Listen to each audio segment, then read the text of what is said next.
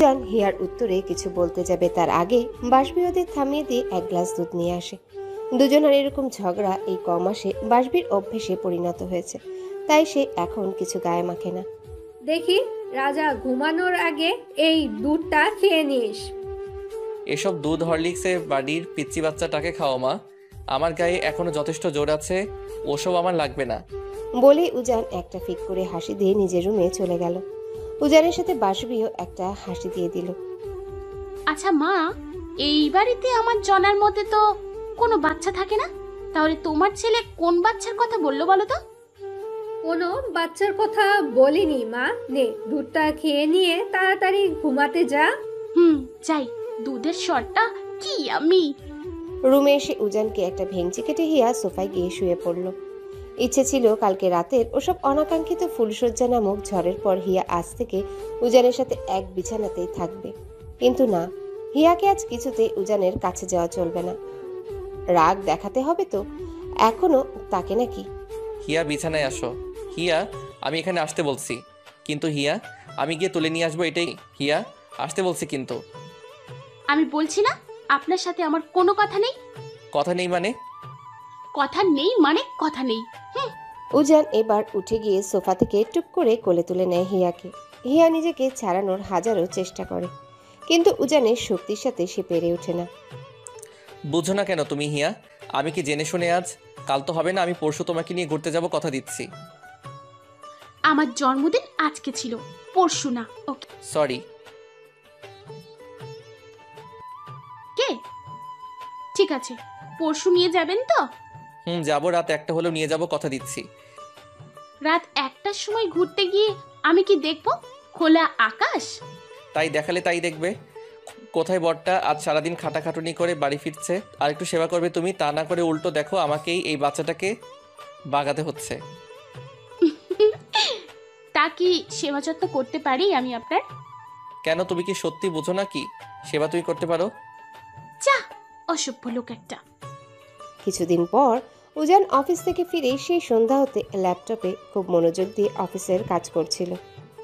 এতটাই কাজে বিভোর ছিল যে হিয়াকে পর্যন্ত ডেকে যে আজ একটু গল্প করবে সেই সময়টাই ওর হয়ে উঠছিল না। শেষমেশ রাত 10টার দিকে সব কাজ গুটিয়ে উজান ওর ল্যাপটপটা সাইডে টেবিলে রেখে বাকি ফাইলগুলো গুছাতে যাবে, অমনি হিয়া এসে এক মনে বকবক করতেই থাকে তো থাকে। হয়েছে আপনার কাজ? খাবেন তো নাকি? যা, 10টা বাজে। নিচে নিধিয়াপুর সাথে কথা বলতে বলতে এত দেরি হয়ে গেল আজ। তবে কি জানেন রিয়াদ ভাইয়া কিন্তু একটা বউ পেয়েছে, একদম পারফেক্ট। আপুটা এত মিষ্টি করে কথা বলে। আপনি দেখেছিলেন নিধিবাপুকে? কিছুদিন হলো কিন্তু বিদায় নিয়ে এসেছে। একেবারে কি মিষ্টি দেখতে, চুলগুলো কিরকম লম্বা আর ঘন। ইস, আমার চুলগুলো যদি ওরকম বড় হতো কোমরের নিচ অব্দি। এই যে শুনছেন, কিছু বলছি আমি আপনাকে। উফ, আমার তো খুব ইচ্ছে আপুর কাছে টিপস নেব, কি করে এত বড় বড় চুলগুলোর কেয়ার করে উনি। আমি মেয়ে না হয়ে ছেলে হলে ওনাকে তুলেই নিয়ে আসতাম। আরে কি হলো কি? আমি কিছু বলছি তো? হ্যাঁ বলো, শুনছি তো আমি। আরে কি শুনেছেন আপনি? আমার দিকে তো মনোযোগী নেই আপনার। বলছি কি, নিধি আপুকে দেখেছিলেন আপনি? রিয়াদ ভাইয়া আর নিধি আপুকে কিন্তু পাশাপাশি বেশ লাগে, বলুন। আপুটা কি কিউট না? হ্যাঁ, নিধি মেয়েটা অনেক সুন্দর। সেদিন বের হতে গিয়ে কথা হলো, একটা নীল শাড়ি পরেছিল, ভালোই লাগছিল। দেখবা, তোমার যেমন হাসলে গালের এক সাইডে টোল পড়ে, মেয়েটার আবার 2 গালে ডিম্পল আছে। কথাটা উজান হুজুকের বসে বলে ফেলেছিল। সেদিন নিধির সাথে রিয়াদও ছিল। উজান কিন্তু নিধিকে ইচ্ছে করে দেখেনি। রিয়াদ দেখিয়ে বলল, তোর ভাবিকে নতুন শাড়িটা কিনে দিয়েছে, তাই ঘুরতে নিয়ে যাচ্ছি, দেখ তো কিরকম লাগছে দুজনকে পাশাপাশি। ওই জন্যে নিধির দিকে তাকানো আর কি। হুশ ফিরতেই উজান বুঝতে পারে উজান একটু আগে একটা সাংঘাতিক ভুল করে ফেলেছে। এই কথাগুলো বলা একদমই উচিত হয়নি তার। নিজের স্ত্রীর সামনে অন্য একটা মেয়ের প্রশংসা, এবারের ফল তুমি হাড়ে হাড়ে টের পাবা শাহরিয়ার সাহেব। হিয়া কিছু না বলে রাগে গটগট করে দৌড়ে গিয়ে রান্নাঘর থেকে একটা বটি নিয়ে এসে উজানের সামনে দাঁড়িয়ে যায়। হিয়া, আমি এটা একটু ধরে দেখুন তো, এটার ধার আছে কিনা। কি হলো, ধরুন। হ্যাঁ আছে, দেখে তো মনে হচ্ছে। আচ্ছা, আমি যদি এটা দিয়ে কারোর ঘাড়ে একটা থাবা বসিয়ে দিই? তাহলে কি তার ঘাট থেকে মাথাটা আলাদা হয়ে যাবে এক কোপে? সপাটে উজানের কলার ধরে হ্যাচকা টান দিয়ে আমি বটিটা যেমন তুলে ধরে। নম্র, আমি কিন্তু ঠিক তেমনি ডেঞ্জারাস মেয়েও, বুঝলেন? আপনার সাহস হয় কি করে? ঘরে বউ রেখে আপনি অন্য নারীকে এত নিখুঁত খুঁটিয়ে দেখেছেন? আপনার সাহস হয় কি করে?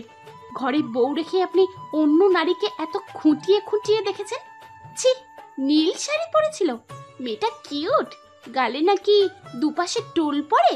ছি ছি ছি ছি ছি, শাহরিয়ার সাহেব, আপনার নজর তো দেখছি খুবই খারাপ। আপনি এক্ষুনি আমার চোখের সামনে থেকে সরে যান, বেরিয়ে যান বাড়ি থেকে, বেরিয়ে যান এই বাড়ি থেকে। এমনিতে কিন্তু আসার পর থেকেও ওই ল্যাপটপ নিয়ে বসেছিলেন, আমার দিকে ফিরেও আপনি তাকাননি। তার উপর এখন এই রাতে এসে আপনি বেরুন তো আমার ঘর থেকে, বেরুন। আমি এই তো এত রাতে কোথায় যাব হিয়া? সেইটা তো নিধি আপুকে চোখ ভরে দেখার আগে আপনার ভাবা উচিত ছিল। লিয়া পাখি আমার, এমন কেউ করে? তুমি না আমার ভালো হিয়া, বলো। ভালো মাই ফুট, আপনাকে আমি বাড়ির থেকে বেরিয়ে যেতে বলেছি, আপনি যাবেন কি? হিয়া, বডিটা দিয়ে সত্যি কিছু দুর্ঘটনা ঘটে যাবে হিয়া। গেলে যাক, এত সাহস আপনার? আপনি আমাকে রেখে অফিসের মেয়ে স্টাফগুলোকে যে চোখ দিয়ে কি রকম করে গুলিয়ে খান কে জানে। আপনি বের হবেন কি আমার বাড়ি থেকে? মা, মা। এই মাকে ডাকছেন কেন? হ্যাঁ, মাকে কেন ডাকছেন? আপনি কি ভেবেছেন মা এলে আমি আপনাকে ছেড়ে দেব? হিয়া, আমি কোথায় যাব এত রাতে? সে আপনি জানেন। হিয়া, আমি রাতে খাইনি। একটা রাত না খেয়ে বাড়ির বাইরে কাটালে কিচ্ছু হবে না আপনার। হিয়া, শোনো হিয়া। হিয়া আর উজানের কথা শোনার সময় নেই। উজানের শার্টের কলার ধরে টানতে টানতে হিয়া উজানকে বাহিরে বের করে দিয়ে গেট লাগিয়ে দেয়। এদিকে উজানের তো কপালে হাত, কি করবে এখন সে? নিজে নিধির এত এত প্রশংসা করলো, তাতে সমস্যা নেই। আমি একটু বলেছি বলে আমাকে এভাবে, এই জন্য সন্ধি বলে বাচ্চা বউয়ের প্যারা সামলাতে তোর জীবন চলে যাবে। দিয়েছি ইচ্ছে মতো ডোজ, আজ কিছু না বললে লোকটা মাথায় চড়ে বসতো। এরপর থেকে আমাকে রেখে কোনো মেয়ের দিকে তাকাতে গিয়েই সে দুবার ভাববে। ইয়ামা যাবি? আবিররা বাড়ি ছেড়ে চলে যাচ্ছে আজ। ভাইয়ের নাকি সিলেট ট্রান্সফার হয়েছে হুট করে। চল গিয়ে দেখা করে আসি।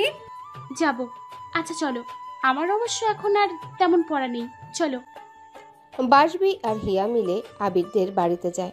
বাসবি ভেতরে ঢুকে আবিরের মার সাথে গল্প জুড়ে দিলেও হিয়া দু ফ্ল্যাটের মাঝে দাঁড়িয়ে আবিরের সাথে কথা বলতে শুরু করে। এই যে হিয়া পাখি, সরি হিয়া ভাবি, তাহলে যাচ্ছি আপনাকে রেখে। আর রাস্তায় হুটহাট রিকশায় উঠতে বলে ভয় দেখাবো না। আপনি ইয়ার্কি করছেন তো আমার সাথে? আমার কিসের ভয় হবে শুনি? কেন, আপনার শাহরিয়ার সাহেব, ওনাকে তো আপনি বাঘের মতো ভয় পান। বলেছি আপনাকে, কচু ভয় পাই ওনাকে। উল্টে আপনার বেস্ট ফ্রেন্ড আমাকে ভয় পাই, আমি না। ভালো, বউদের একটু আধটু ভয় পাওয়াই ভালো। ধরো এই কার্ডটা রাখো, এখানে আমার নাম্বার আছে, কখনো দরকার হলে কল করো। অবশ্যই আমার মতো এই হতভাগার কোনো দরকার তোর হবে বলে মনে হয় না। বলেছি আপনাকে, জীবনে কখন কার দরকার এসে যাবে আমরা কি সেটা বলতে পারি? কখনো ঢাকা এলে আন্টিকে নিয়ে আমাদের বাড়িতে আসবেন, আবার আপনাকে আমার হাতের বেশি মিষ্টি দেওয়া রোস্ট খাওয়াবো, কেমন? জিহ্বায় জল চলে আসলো তো। দুজনে দুপুরে দাওয়াতটা আজ তোমাদের বাড়িতে নেওয়াই যেত। আপনারা এরকম হুট করে চলে যাবেন কে জানতো? মা তো বললো মা জানলে আপনাদের দুপুরের খাবারটা আজ এখানেই বানিয়ে দিত। আন্টির খেয়াল রেখো, এরকম শাশুড়ি কিন্তু সহজে হয় না। আর তোমার বর তো বাঁধিয়ে রাখার মতো। এখনই যাও, পজিশন তোমাকে নিয়ে, বাচ্চা বউ তো। আবিরের কথাতে হিয়া প্রথমে রেগে গিয়ে পর মুহূর্তে খিলখিল করে হাসতে শুরু করে। আর এমন সময় উজান সিঁড়ি দিয়ে উঠে এসে আবির হিয়াকে একসাথে হাসতে দেখে খানিকটা থমকে দাঁড়িয়ে যায়। উজানের দিকে চোখ পড়তে হিয়ার হাসি ওখানে থেমে যায়। আবির দেখে উজানকে দেখে হিয়ার কলিজা পুরো চুপসে গেছে। উজান উপরে উঠে এসে দুজনের সামনে দাঁড়াতে হিয়া ভয়ে পুরো কাঁপতে থাকে। হিয়া, ঘরে যাও। কি হলো, যাও। হিয়া এক লাফে এই গেট থেকে ওই গেটে লাফিয়ে রুমে ঢুকে পড়ে। উজানের কাঁধে একটা বাড়ি দিয়ে, তো ব্রো, আজকে তো আমরা চলে যাচ্ছি, ভয় নেই। তোর পিচ্চি বউটার দিকে এখন আর অন্য কেউ নজর দিবে না। বিশ্বাস হয় না ঠিক তোকে? তাহলে আর কি করার? বিশ্বাস না করতে পারলে একদিন না হয় অবিশ্বাসটাই তোর সত্যি করে দেব। হিয়ার দিকে ভুলেও অন্য নজরে তাকাবি না আবির। তোর চোখ তুলে ডাস্টবিনে ফেলে দিয়ে আসবো। যা, আমি তো ভয় পেয়ে গেলাম। উজান আর কিছু না বলে রুমে ঢুকে যায়। আবির একটা নীরব হাসি দিয়ে আবারও জিনিসপত্র নামাতে শুরু করে। গত এক সপ্তাহ ধরে জানুয়ারি মাসের কনকনা ঠান্ডায় গা পুরো জমে যাবার উপক্রম। পানি তো না যেন পুরো বরফ। 3-4টে গরম কাপড় গায়ে দিলেও যেন শরীর উষুম হয় না। চারিদিকে কুয়াশায় আচ্ছন্ন। দিনের বেলা তাও যা আকাশে সূর্যটা যে চোখে পড়ে, কিন্তু ভোরের দিকে কুয়াশার চাদরের জন্য ব্যালকনিতে দাঁড়িয়ে সূর্য তো দূরে থাক, পাশের বাড়িটা আবছা দেখা যায়। আর এই হাড় কাঁপানো ঠান্ডায় কেউ যদি ভোরের আলো ফুটতে না ফুটতেই ঘুম থেকে ডেকে তুলে পড়তে বসায়, তাহলে তো ইচ্ছে করে তার মাথার চুলগুলো সব টেনে টেনে ছিঁড়ে দিয়ে আসি। আর এখন সেরকমই এক কাজ করছে উজান। 1 মাস বাদে হিয়ার ফাইনাল পরীক্ষা বলে দিনরাত 24 ঘন্টা এখন সে হিয়াকে বইয়ের সাগরের মাঝে ডুবিয়ে রাখে। ওই অফিস টাইমে যেটুকু উজান বাহিরে থাকে, এতে হিয়ার শান্তি। আর বাড়িতে আসলে তো এত পড়া যায় নাকি? আজব। হিয়া, আর কত ঘুমাবা? উঠো। 5 মিনিট পর। তখন থেকে 5 মিনিট করে করে 6:30 পার করলে। হিয়া, আর 5 মিনিট পর প্লিজ। না 5 মিনিট কেন, 5 সেকেন্ডও না। উঠো বলছি, উঠো। উজানের জোরাজোরিতে হিয়া ওখানে লেপ মুড়ি দিয়ে কেঁদে ওঠে। প্রত্যেক দিন কি আমার উপর এই রকম অত্যাচার না করলে আপনার শান্তি হয় না? ও উজান, আজ সত্যি খুব শীত করছে। আজ কি সকালটাই না পড়লে হয় না? না হয় না, উঠো তো। এবার কিন্তু আমি ভীষণ রাগ করছি হিয়া। আহা, বাজে লোক একটা। আপনি খুব খারাপ। আপনি কিন্তু কাল রাতে আমাকে আদর করার সময় বলেছিলেন আজ আমার ছুটি, তাই আপনি বেশি করে আদর দিয়ে দিয়েছিলেন। সে তো আমি আদর করবার টাইম অনেক কিছুই বলি, তাই বলে তুমি যদি বোকার মতো আমার সব কথা বিলিভ করে নাও, সেটা তো তোমার ভুল। মা, মা, দেখো না, তোমার ছেলে ঘুম থেকে উঠেই এই রকম করে রোজ রোজ আমাকে অত্যাচার করে। এবার কিন্তু আমি তোমার ছেলের নামে থানায় মামলা করব। উঠবা কি তুমি? অলওয়েজ বেশি কথা। শুনুন না, ওই বলছি কি, বই খাতাগুলো এখানে নিয়ে আসলে হয় না? আমি কম্বলের ভেতর। হ্যাঁ, কিন্তু হাত মুখটা ধুয়ে আসো অন্তত। পানি যে ঠান্ডা। গিজার নেই ওয়াশরুমে? হিয়া উঠে দাঁত মুখ খিচে উজানের মাথার সব চুল খামচে ধরে রাগে গটগট করে ওয়াশরুমে গিয়ে হাত ধুয়ে আসে। এসেই দেখে উজান এক পালা বই নিয়ে কম্বলের সাইডে রেখে 2টো বালিশ বিছানার উপরে ঠেকিয়ে দিয়েছে। একটাই নিজে হেলান দিয়েছে আর অন্যটা হিয়ার জন্য দিয়ে রাখছে। হিয়া এসে চোখ মুখ পাকিয়ে বালিশে হেলান দিলে উজান কম্বলটা দুজনার গায়ে পেঁচিয়ে ধরে আর হিয়ার কোলের কাছে বই ধরে কি কি পড়াবে এখন সেগুলা বুঝিয়ে দিতে থাকে। বুঝানো হয়ে গেলে উজান উঠে হিয়ার জন্য পাউরুটি আর কলা নিয়ে এসে মুড়ে দিয়ে হিয়াকে এক হাতে খাইয়ে দিতে থাকে, তো অন্য হাতে বুঝিয়ে দিতে থাকে হিয়ার পড়া। যেটুকু আদর যত্ন করে আপনি আমাকে পড়াচ্ছেন, তার সিকি ভাগটুকুও যদি আমাকে আদর করার সময় আপনি দিতেন, জীবনটা ধন্য হতো আমার। ধন্য। অসহ্য লাগছে। জীবনে প্রথম পড়াশোনা করতে আমার এত বিরক্ত লাগছে, শুধু এই বাজে লোকটার জন্য। উফ, শুধু এই বাজে লোকটার জন্য। বেশি বেশি ভালোবাসলে যা হয় আর কি। আরে এত পড়লে কি আর আমি ওই ক্লাস? মনে মনে আমাকে গালি দেওয়া শেষ হলে তাড়াতাড়ি খাবারটা শেষ করো। কুইক, তাড়াতাড়ি খাও। খাচ্ছি তো গপ গপ করে, আর কত তাড়াতাড়ি খাবো? আচ্ছা, আস্তে খাও। উজান হিয়াকে খাইয়ে দিয়ে কম্বল কাঁথা মুড়িয়ে হিয়াকে নিয়ে বিছানার মধ্যেই পড়তে বসে। তার না 3 ঘন্টা পড়িয়েও উজানের কোনো ক্লান্তি নেই, কিন্তু হিয়া এদিকে দম ছাড়ছে। তার পক্ষে এখন আর পড়া সম্ভব না। কি হলো? কি মনোযোগ দাও। উজান, একটা কথা বলি। বলো। অনেক দিন ধরে বাড়ি যাই না। মামুকে আর মামিকে খুব দেখতে ইচ্ছে করছে। একটু গিয়ে ঘুরে আসি না কয়দিন? উজান কড়াবাক্যে জানিয়ে দেয় যে যাওয়া হবে না। কেন এরকম করেন আপনি? 2 দিন থাকবো শুধু, প্লিজ যাই না। আমি যখন বলছি যাওয়া হবে না তো হবে না। আমি কিন্তু আবার সত্যি সত্যি কান্না করে দেব। তুমি সত্যি সত্যি কাঁদো আর মিথ্যে মিথ্যে বাড়ি যাওয়া হবে না মানে হবে না। আমি আর কোনো কথা শুনতে চাই না। দরকার হলে কিছুদিন মামিকে বাড়িতে এসে থাকতে বলো, কিন্তু তোমার গ্রামে যাওয়া হবে না। আর আমার ছুটিও নেই যে আমি তোমার সাথে গিয়ে থাকবো। আপনাকে থাকতে হবে না, আপনি জাস্ট আমাকে পৌঁছে দিয়েই চলে আসবেন, আর 2 দিন পর আবার গিয়ে নিয়ে আসবেন। Please please please. আহ, কি ছেলে মানুষই শুরু করলে। আমি বললাম না যে ওয়াও হবে না মানে হবে না। আমি যাব যাব যাব। পরীক্ষা শেষ হোক, তখন একদিন ঘুরিয়ে নিয়ে আসবো। না, আমি এখনই যাব, সামনের শুক্রবারেই যাব। তুমি খুব ভালো করে জানো হিয়া, আমি তোমাকে ওই গ্রামে আর পাঠাবো না। সো এরকম বাচ্চাদের মতো বিহেভ করা বন্ধ করো। আমি তোমার মামুকে ফোন করে বলছি কিছুদিন আগে এসে বাড়িতে থেকে যাবে এখন ওনারা, ওদের নিয়ে তখন আমাদের শহরটা ঘুরে দেখাইও।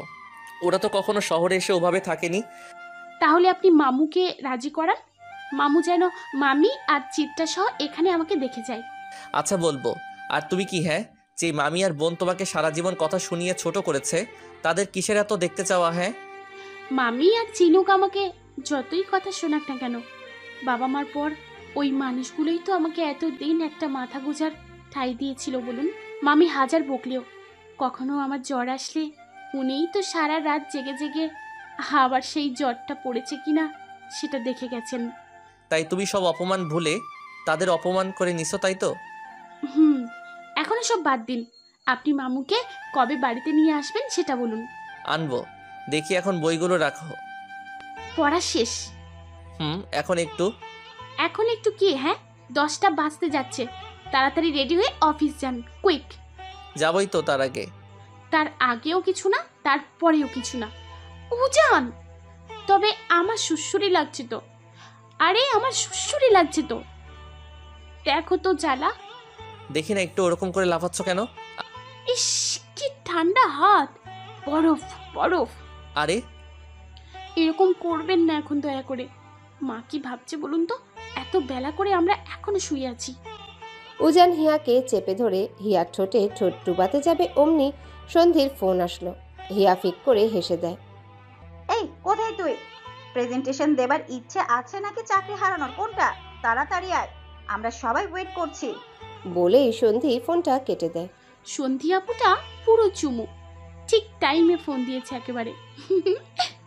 হিয়া মনে মনে খুশি হয়ে ভাবছে উজান হয়তো এবার উঠে যাবে। উজান উঠল তো ঠিকই, উঠে ঘরের সব দরজা জানালা বন্ধ করে দিয়ে গায়ে পড়া শার্ট খুলতে খুলতে হিয়ার কাছে এসে হিয়ার সামনে ফোনের পাওয়ার অফ বাটনে ক্লিক করে ফোনটা অফ করে দিল। এটা কি হলো? গ্রাম থেকে উজানের অনুরোধে মামু আর চিত্রা আসে। তবে মামু এসে 2 দিন থেকেই চলে যায়। উনি না থাকলে দোকানগুলো ঠিক চলবে না, তাই জন্যে হিয়ার বায়নাতে চিত্রা আর মামি আর 2 দিন থেকে তারপর ফিরে। এই 4-5 দিন হিয়া ওদের সাথে খুব মজা করে। মামি আর চিত্রাও এখন আগের মতো করে হিয়াকে ছোট করে না। উজানকে বড্ড ভয় পায় কিনা। দেখতে দেখতে হিয়ার পরীক্ষাটাও শেষ হয়ে আসে। উজানের দিনরাত পড়াশোনা নামক টর্চারিংয়ে বেশ ভালো করে হিয়ার পরীক্ষাগুলোর ইতি ঘটে। কোথায় আপনি এখন? বাড়ি ফেরা হবে তো ঠিক সময়? এই তো ঝিনুককে নিয়ে একটু কেনাকাটা করছি, ওগুলো শেষ করে ফিরবো। দুপুরে খেয়েছো কোথায়? ঝিনুকদের বাড়িতে। ইচ্ছে তো ছিল সবাই মিলে বাইরে খাবো, কিন্তু ঝিনুকের মা এত করে রিকোয়েস্ট করলো আমাদেরকে, তাই ঝিনুকের বাড়িতেই। আপনি খেয়েছেন দুপুরে? খেলাম। তা ফেরার পথে আমি গিয়ে নিয়ে আসবো না ঝিনুক সহ আসবা? আপনাকে নিতে আসতে হবে না, আমি ঝিনুক সহ ফিরতে পারবো। ঠিক তো? আরে আমি ছোট বাচ্চা নাকি? ফোন সাথে রেখো, আমি ফোন করব। আচ্ছা রাখছি, ঝিনুক ডাকছে। হিয়া ফোন রেখে ঝিনুকের সাথে কিছু কেনাকাটা করে বাড়ি ফেরার জন্য বাসে ওঠে। এর মধ্যে উজান আরও প্রায় 2 বার ফোন করে হিয়ার খোঁজ নেয়। শেষবার ফোনটা রাখতেই ঘটে এক অনাকাঙ্ক্ষিত বিপদ। বাস প্রায় লাস্ট স্টপে নামতেই বাসটার সাথে একটা বড় প্রাইভেট কারের মুখোমুখি সংঘর্ষ বাধে। ঘটনাস্থলে নিহতের কোনো খবর না আসলেও গাড়ির চালক আর হেলপার সহ সামনের সারির যাত্রীদের মারাত্মক ইনজুরি ঘটে। এদিকে জানালার পাশে হিয়া বসাতে জানালার কাঁচ ভেদ করে হিয়ার হাতটা হালকা বেরিয়ে পড়তে হিয়া হাতে মারাত্মকভাবে আঘাত পায়। হাত দিয়ে অঝরে রক্ত পড়তে থাকে। কিছুক্ষণের মধ্যেই অতিরিক্ত ব্লিডিংয়ে বেগে হিয়া সেন্সলেস হয়ে পড়ে।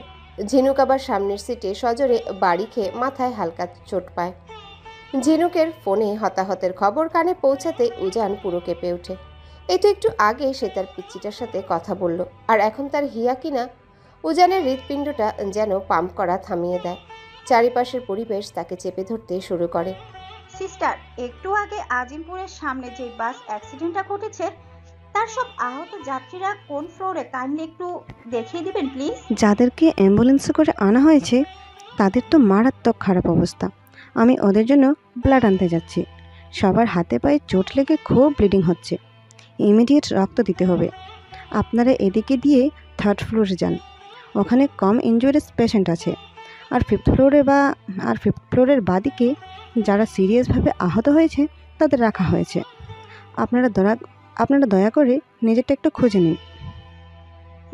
অভি, তুই উজানকে নিয়ে 3rd ফ্লোরে যা, আমি 5th ফ্লোর হয়ে আসছি।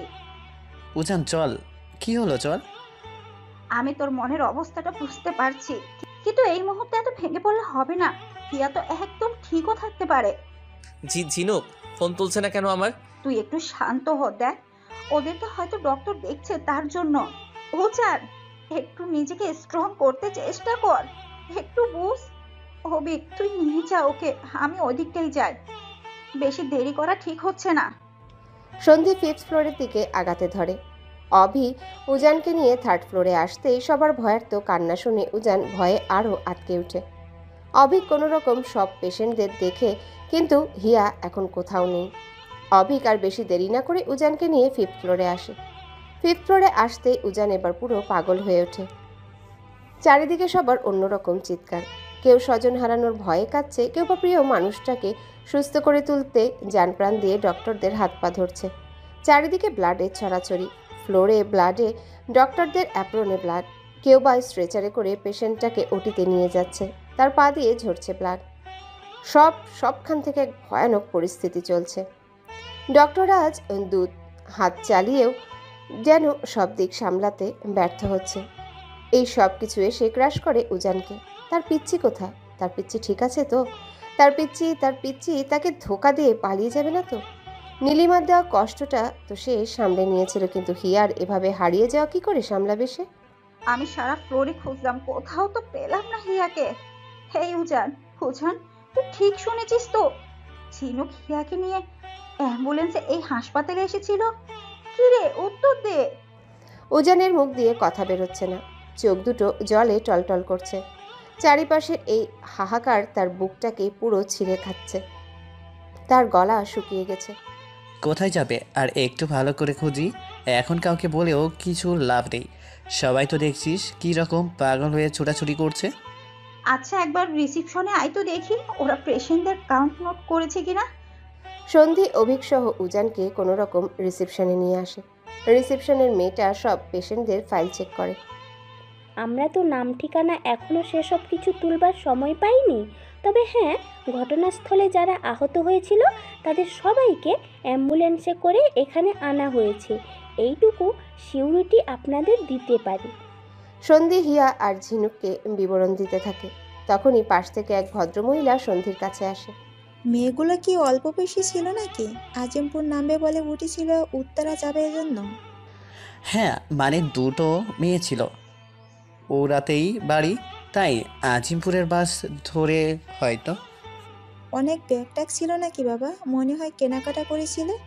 আমার পাশের সিটে ছিল মেয়ে দুটো। হ্যাঁ ঝিনুক, আর হিয়া তো কেনাকাটা করবে বলে। আপনি ওদের দেখেছেন কোথায়? কোথায় আমার হীরা? ওরা ঠিক আছে তো? ঠিক কি করে বলি, আমি তো দেখলাম ওদেরই একটা মেয়ে অ্যাম্বুলেন্সে করে ওটিতে নেওয়ার মুহূর্তে মারা গেল। সাথে আর একটা মেয়ের অবস্থা খুব ভালো না, সে হয়তো যে কোনো সময়। না, আপনি ভুল শুনেছেন, আমার হিয়ার কিছু হতে পারে না। তুই একটু শান্ত হ, আমরা কথা বলছি তো। উজান কিছুতেই শান্ত হতে পারে না, চোখ দিয়ে গড়গড় করে জল বের হতে থাকে। সন্ধি কিছু বলার আগে রিসেপশনের মেয়েটা বলে ওঠে, উনি কিছু ভুল বলছে না। এখানে আসার পর দুজন পেশেন্টের ডেট হয়েছে, একজন বয়স্ক লোক মাথায় আঘাত পেয়ে, আর একজন উনি যেই মেয়েটার কথা বললেন। ওদেরকে মর্গের এক পাশে রাখা হয়েছে। আপনারা গিয়ে যদি একবার চেক করতেন তাহলে ব্যাপারটা পুরোপুরি ক্লিয়ার হতো। ওটা কোন দিকে? দাঁড়ান, আমি ওয়ার্ড বয়কে ডেকে দেখিয়ে দিতে বলছি। সন্ধি উজানকে কিছু বলার আগে উজান ধপ করে নিচে বসে যায়। শরীর ছেড়ে দেয় তার। বলিষ্ঠ শরীরটা কেমন নরম হয়ে শরীরের সব শক্তি ছেড়ে দিতে থাকে। মুখ দিয়ে একটাই শব্দ শুনতে পাওয়া যায়, হিয়া। সন্ধি ঝিনুক সবাই উজানকে ডাকতে থাকে। উঠতে বলে, কিন্তু উজান উঠতে পারে না। হিয়ার সেই মিষ্টিমুক্ত ভেসে আসছে, সাথে আজ নীলিমার সেই না বলা বিদায়টাও তার মনে অন্যরকম ভয়ে ভরিয়ে তুলছে। সে নীলিমাকে হারিয়ে বাঁচতে শিখেছে, হিয়া ছাড়া যে সেটা কখনোই আর হয়ে উঠবে না। বাঁচবো কি করে তোমাকে ছাড়া? তুমি আমার সাথে এটা করতে পারো না হিয়া, এটা তুই করতে পারো না। হঠাৎই এত আহাজারির মধ্যে কানে আসে হিয়ার সেই মিষ্টি হাসির শব্দ। আর কানে আসতেই উজানের পুরো শরীরে একটা বাতাস গিয়ে যেন ধাক্কা লাগে।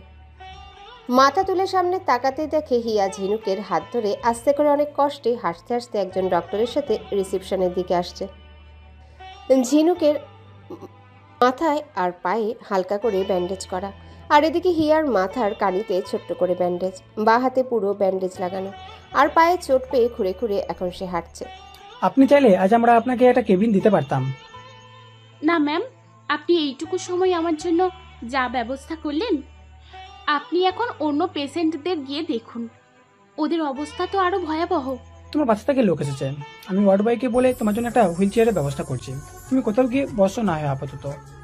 ডক্টরটা সামনে হাঁটতেই হিয়া সামনে তাকায়, আর তাকাতেই দেখে উজান কিরকম ওর দিকে আলতো পায়ে এগিয়ে আসছে। উজান একটা ঘোরের মধ্যে দিয়ে যাচ্ছিল এতক্ষণ। ঘোরটা কাটার সাথে সাথে উজান একটু থমকে দাঁড়ায়। হিয়া উজানকে দেখে একটা হাসি দিতেই উজান দিকবিদিক ভুলে দৌড়ে এসে হিয়াকে চাপড়ে ধরে, আর ধরে শুরু হয় তারই সেই কান্না। এতক্ষণ যে কান্নাগুলো সে মনের মধ্যে পুষে রেখেছিল, ঝড় হয়ে সেগুলো চিৎকারের স্বরে বেরিয়ে আসে। 5th ফ্লোরের পাশাপাশি রিসেপশনটা এবার উজানের একার কান্নায় ভরে ওঠে। কি মুশকিল, আমি একদম ঠিক আছি, আপনি শুধু শুধু এত কেন ভয় পাচ্ছেন? উজান, আরে দেখো তো কি জ্বালা। এই যে লোকে আমাদের দিকে কি রকম করে দেখছে দেখুন। ও আপু, ওনাকে একটু চুপ করতে বলুন না। এই যে শুনছেন? উজান কিচ্ছু শোনার মুহূর্তে নেই এখন। সে কাঁদছে, গলা ছেড়ে দিয়ে কাঁদছে। হিয়াকে নিজের পাঁজরের কোলে লেপ্টে ধরে কাঁদছে। এখন তো চুপ কর, মানুষ দেখছে তো নাকি? আরে তোর পিচ্চিবো একদম ঠিক আছে, দেখ। হে উজান, আপনি যদি আরো কান্না করেছেন তো আমি কিন্তু এবার সত্যি সত্যি পালিয়ে যাব। হ্যাঁ, গেলাম কিন্তু। না, পারবো না তো তোমাকে ছাড়া বাঁচতে। তাহলে আপনি চুপ করুন। ছেলেরা কখনো এইভাবে কাঁদে? আরে আমার তো শুধু হাতে একটু চোট লেগেছে। এই দেখুন, ডক্টর আন্টিটা আমাকে কি সুন্দর ব্যান্ডেজ করে দিয়েছে, আর পায়ে খানিকটা মুচকে গেছে, তাই হাঁটতে অসুবিধে হচ্ছে দেখে এইভাবে হাঁটছি। এই তো। তা বুঝলাম, কিন্তু তোমরা কি ফোন কেন তুলছিলেন আমাদের? ফোনটা ধরলে এত চিন্তা হতো? আসলে আপু, ভাইয়াকে ফোন দিয়ে হিয়াকে অ্যাম্বুলেন্সে তোলার সময় কোথায় যে আমার আর হিয়ার ব্যাগটা ওলটপালট হয়ে গিয়েছিল। আমি আর পরে এসে ব্যাগগুলো খুঁজে পাইনি। কোনো ছিচকে চোর হয়তো সেগুলো। ভাগ্যিস যে আমার আর হিয়ার ফোন আর টাকাগুলো ছিল। ওই ব্যাগগুলোতে কোনো ইম্পর্টেন্ট ডকুমেন্টস বা কাগজ ছিল না। আচ্ছা, বুঝলাম। আমি এখানে এসে ফোন করতাম, কিন্তু ভাইয়ার নাম্বার তো আমার কাছে নেই, তাই বাড়িতে শুধু ফোন করতে পেরেছি। পরে হিয়ার সেন্স যখন ফিরল তখন ডক্টর এসে। আচ্ছা, ওসব কথা বাদ, এখন দেখি ডক্টর কি বলল, আমাকে বলো। আমি একবার কথা বলতে চাই ওনার সাথে। আসুন, আমি নিয়ে যাচ্ছি আপনাকে। উজান আর হিয়াকে রিসেপশনে চেয়ারে বসিয়ে দিয়ে সন্ধি অভিক সহ চিনুকের সাথে আবার ডক্টরের সাথে আলাপ করতে চলে যায়। উজান তখনও ওর প্রশস্ত বুকে হিয়াকে শক্ত করে আগলে ধরে আছে। এই বুঝি ছেড়ে দিল হিয়া আবার পালিয়ে যাবে। আই এম সরি পিচ্চি, আমি আমি কেন যে তোমাকে আনতে গেলাম না, আনতে গেলে হয়তো। আপনি আবার কান্না শুরু করলেন? ও উজান, বিশ্বাস করুন, আপনাকে কান্না করলে না একটুও ভালো লাগে না দেখতে, কেমন প্যাঁচা প্যাঁচা লাগে। আবার কাঁদছে, আমি কিন্তু রাগ হচ্ছি এবার।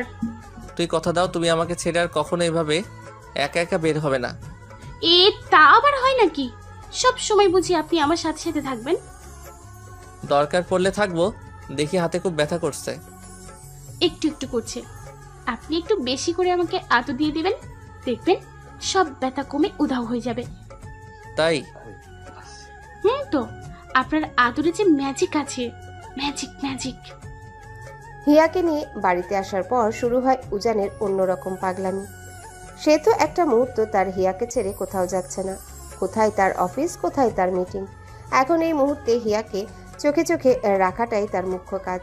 এমনকি ওয়াশরুমে যেতেও সে হিয়ার পাশে বাড়ির সকলকে বসিয়ে রেখে যাচ্ছে, নয়তো দরজা খোলা রেখে ওয়াশরুমের কাজ করছে। উজানের এই পাগলামিতে হিয়া প্রচুর পরিমাণে বিরক্ত, ত্যক্ত, হেনস্ত। কি শুরু করেছে কি তার অসভ্য বরটা? তার পাগলামির চোটে এবার না হিয়া সত্যি সত্যি অসুস্থ হয়ে যায়। ও উজান, কেন আপনি এরকম করছেন? আমার কি হয়েছে? এই হাতে আর পায়ের মধ্যেই তো একটুখানি চোট লেগেছে খালি। I don't care. ওদের কি এরকম খামখেয়ালিতে ভরা বাচ্চা বউ আছে নাকি যে ওরা এসবের মর্ম বুঝবে? যারা হাসাহাসি করছে তারা না সবাই জেলাস, বুঝছো? বাবা মাকে এরকম করে কেয়ার করে না, সন্ধিকে তুষার এভাবে ভালোবাসে না, তাই ওরা আমাদেরকে দেখে জেলাস ফিল করছে, বুঝছো? হ্যাঁ, যা সুন্দর লজিক আপনার, না বুঝে উপায় আছে? হুম, জেলাস ওরা, আমাদের দেখে খুব জেলাস। দিন আমি আপেল খাই। আপনি যান না অফিস। ও যান, আমি ঠিক আছি তো এখন। এখানে মা আছে, জিনি আছে, আর কি লাগবে বলুন তো আমার? হ্যাঁ, আমি অফিসে যাই, তুমি আবার উঠে তখন ছোটাছুটি করবে, তাই তো? তারপর পুরো পাটা ভেঙে যাবার কাজ শুধু। এই লোককে কিছু বলে বোঝাতেও পারছি না। গত 3 ঘন্টা ধরে বিছানার মাঝখানে বসে আছি আমি। আছি তো আছি। গত 3 ঘন্টা ধরে বিছানার মাঝখানে বসে আছি তো আছি আমি। কি যে বিরক্ত লাগছে আমার না। না এপাশে নড়তে পারছি, না ওপাশে নড়তে পারছি। মনে হচ্ছে লোকটার চুলগুলো সব টেনে ছিঁড়ে নি, মাথাটা একেবারে টাক বানিয়ে দিই। অসহ্য একেবারে। বলছি কি, আমি না একটু ওয়াশরুমে যাব। এভাবে আর বসে থাকতে ইচ্ছে করছে না। এক্ষুনি যেতে হবে। 5 মিনিট ওয়েট করো। অবিক আসছে, তোমার জন্য একটা বেড প্যান নিয়ে আসতে বললাম। এই শুধু শুধু কষ্ট করে হেঁটে ওয়াশরুমে যাবার কি দরকার? কি আপনার মাথা ঠিক আছে? কি সব বলছেন আপনি? আমি আমি এখন এই বেড প্যানে? এই না, কিছুতেই না। আপনি আপনি এক্ষুনি অবি ভাইয়াকে ফোন দিয়ে বলুন ওটা থুইয়ে আসতে। না হলে কিন্তু আমি এই বাড়ি থেকে চলে যাব। না হলে কিন্তু আমি এই বাড়ি ছেড়ে কোথাও পালিয়ে যাব। আসছি থেকে আপনার এই অনেক আলু তুতু করা ভালোবাসা সহ্য করে যাচ্ছি, কিন্তু এই এখন বেড প্যান আমি যদি ইয়েও করে ফেলি না, তবু ওই বেড প্যানে না, কখনো না। জাস্ট কিপ ইওর মাউথ শাট। সব সময় বেশি কথা বলো তুমি। আরে পিচ্ছি, আমি তো জাস্ট তোমার ভালোর জন্য। আপনি আবার কথা বলছেন? দেখি ওষুধগুলো এক এক করে খাও। এখন এটা আগে, 5 মিনিট পর ওটা। উজান ঘড়ি দেখে দেখে ঠিক 5 মিনিট পরই হিয়াকে 2 নাম্বার ওষুধটা খাইয়ে দিয়ে সুন্দর মতো হিয়াকে বালিশে হেলান দিয়ে রাতের আর বাকি কাজটুকু সেরে দরজা জানালা লাগিয়ে হিয়ার পাশে গিয়ে শুয়ে পড়ে।